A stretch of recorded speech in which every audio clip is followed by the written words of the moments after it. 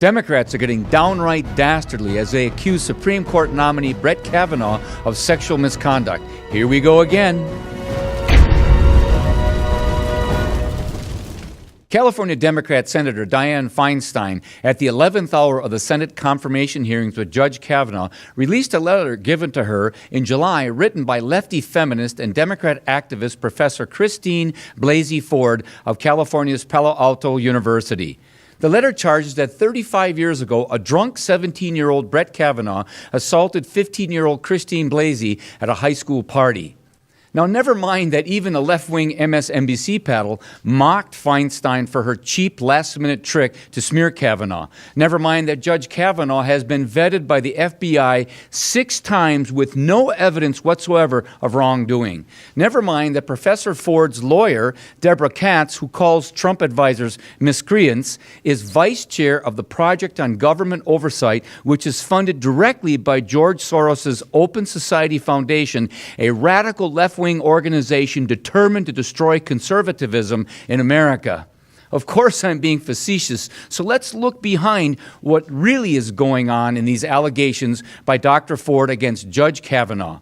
Professor Ford has taken part in a number of events opposing President Trump and his conservative agenda. Last year, Ms. Ford, in an anti-Trump science march, tells us she wore a brain pussy hat, inspired by the Pussy Hat Project, made popular during the women's marches of January and March of 2017.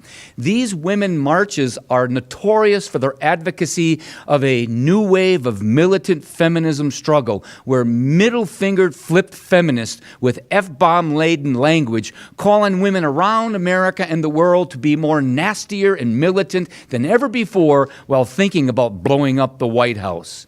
Some of the leaders of this nasty, militant women's march movement are co-founder Linda Sarsour, known for her anti-Semitic speeches where she says fighting President Trump is a form of jihad or holy war.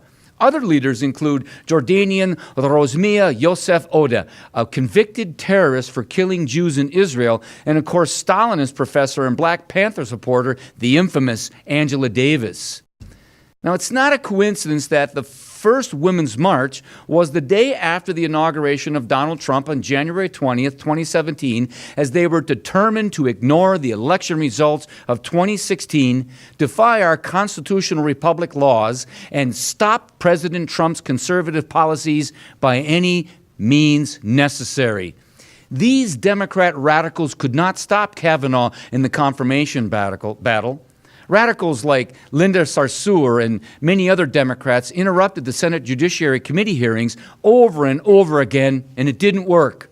So now, in last-minute desperation, just like the Democrats attempted to do with Clarence Thomas in 1991, they are out to character assassinate Brett Kavanaugh.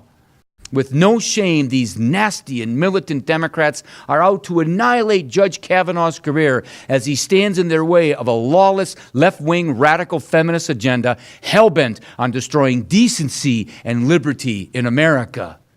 These Democrat radicals are convinced that the Senate and the House is in their hands come January 2019, and they are determined to keep any nominee sent to the Senate Judiciary Committee by President Trump off the Supreme Court to stop his conservative policies and hopefully impeach him. Yes, it's possible that Professor Christine Blasey Ford is telling the truth, but considering the conniving, vicious, nasty, and militant nature of the Democrat left in America today, and her incredibly suspicious and uncorroborated allegation, it is highly and profoundly improbable. I'm Dr. Jake Jacobs, and we'll see you next time on One Nation.